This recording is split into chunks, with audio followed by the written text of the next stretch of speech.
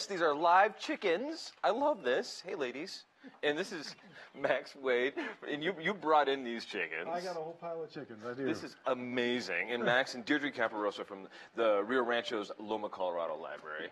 And this is great. You guys brought in, I guess, 3 different, these are babies, those are teenagers, and these are full-grown ladies, right? These little ones here are about a week old. The other 2 there are 2.5 months, and these are full-grown. They're about 14 months old. Wow, and they're huge. Yeah, they get big. Are these ladies producing eggs yet? They are. Yep.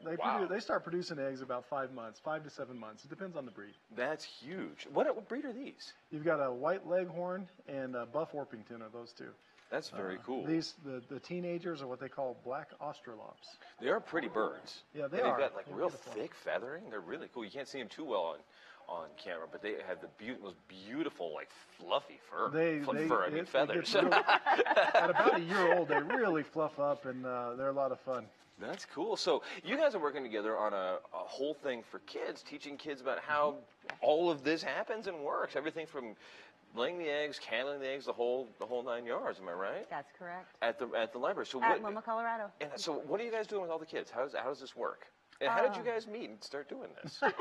Deirdre called me up and she says, "Hey, you got chickens?" I was like, "I got a lot of chickens." Yeah, pretty much. And it was like, yeah, can we get some chickens in the library and some eggs? And it was like, whoa. Yeah.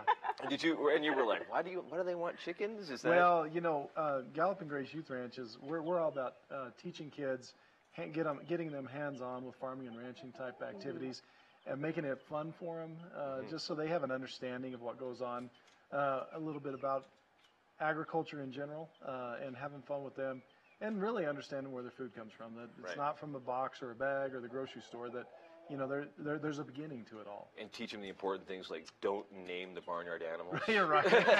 Sometimes it backfires, but it's a great learning opportunity. Chickens are a great way of understanding life cycles and how that works, and all the way from the egg to the full-grown chicken. It's a good educational experience. Very cool. How long have you guys had the ranch? We've been out there since 2006, so we're going on about 8 years, a little over 8 years now. That's cool. So, and you have chickens. I'm imagining goats and cows and horses. We do. And the whole 9 yards. We've got a little bit of everything. That's pretty cool. Yeah, we're going to be working with Deirdre there, and in June we'll be bringing out our mobile farm, so we'll have our pigs and goats and cattle and all the whole deal. That sounds great. All set up at the library. That sounds great. And then April 29th is really the big day at the library for a lot of this, right? So what's going to be going on? Well, we've got several things going on. In fact, our first program is tomorrow afternoon, and that's going to be a chance actually for people to get a look inside of a developing egg. Oh. And it's called candling. Yes.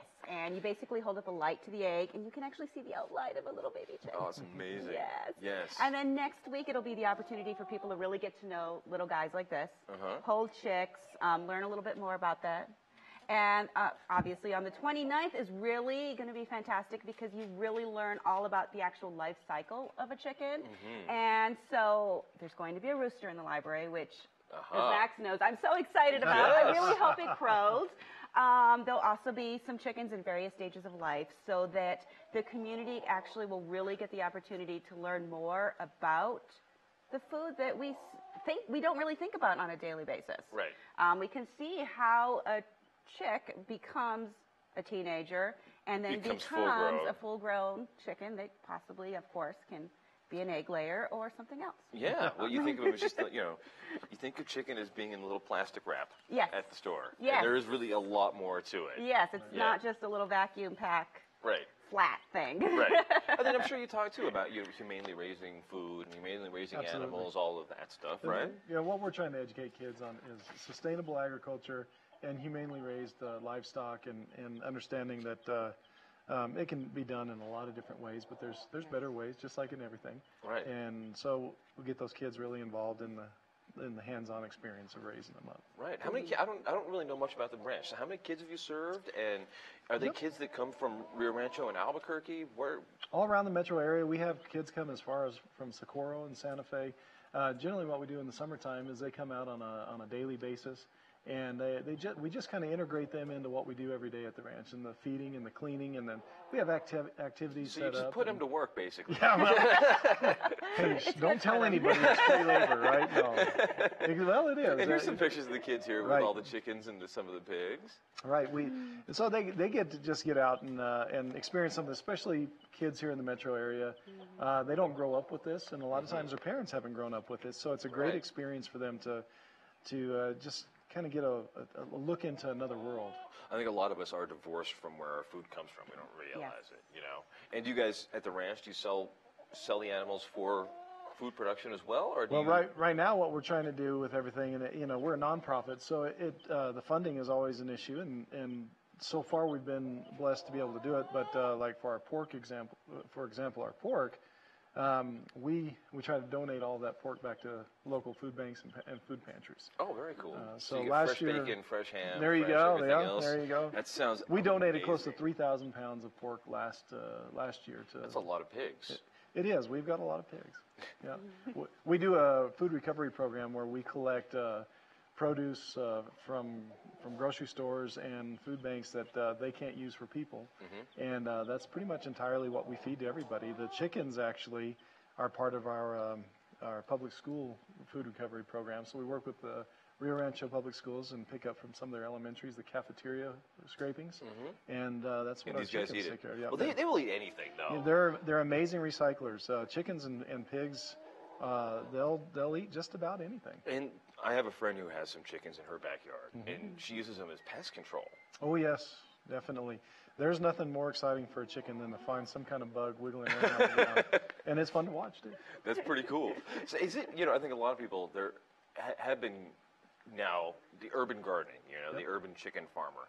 Is that something that, I wouldn't know what to do, but is that more of a challenge than anybody thinks to have chickens?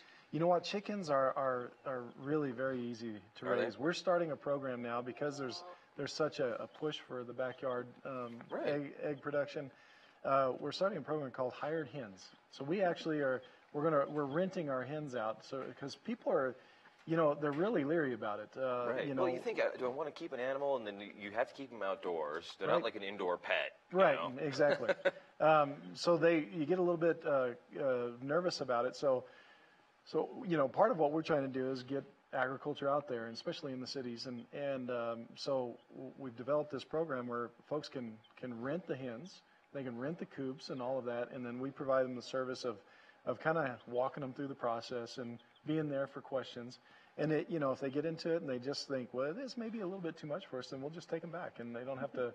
Then they're not Committed stuck. to They're not committed to all of that, and having them to find a home for the chickens and a place to take their coop and all their supplies. That's very cool.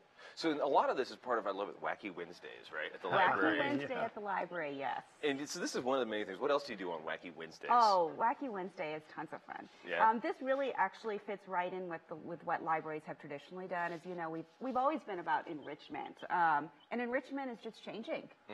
Now it's kind of a little bit more experience-based and a little bit more sometimes science-based or hands-on-based or maker-based. This fits right in.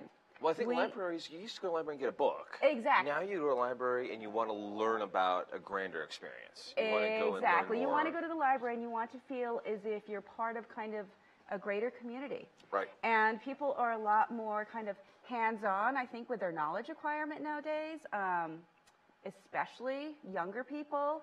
And when they come to the library, yes, they want to get books. They want to have a fantastic experience with their friends and families and with library staff. But they also want to do things on their own. Right. And they I can read about chickens on the web. You can, but I can't see them in real life But like if you go to this. the library, you can see them in real life, Yeah. and you can see an incubator right now in real life. And so this is just a totally different way of learning. Wacky Wednesday, sometimes we do goofball things. We've made rubber band shooters, which is really, kids love it because I still love rubber band shooting. Well, yeah, right? I was just going to say, that's good times right there, You yeah. put the rubber band in your fingers. Absolutely. It's the Yeah. best. But you're learning how to use tools too. Right, that's right. You're taking a piece of we use PVC piping, Right. and we're actually having the kids solve that piece of PVC piping completely on their own. Awesome. And that's a really powerful thing for kids. It's like, yeah, Awesome. I'm going to do something really fun, but I'm going to make it myself Awesome. and learn to use tools. I love it. Well, and just quickly, we got. Well, this guy's trying to walk off the table here. Oh, pick him up. This is great. Yeah. We'll be back in a couple of seconds. We got a couple of guys. We're going to be talking telemedicine and all the technology involved in that on the Morning Brew with Friends. Hey, chicken. See if you can like corral the chicken.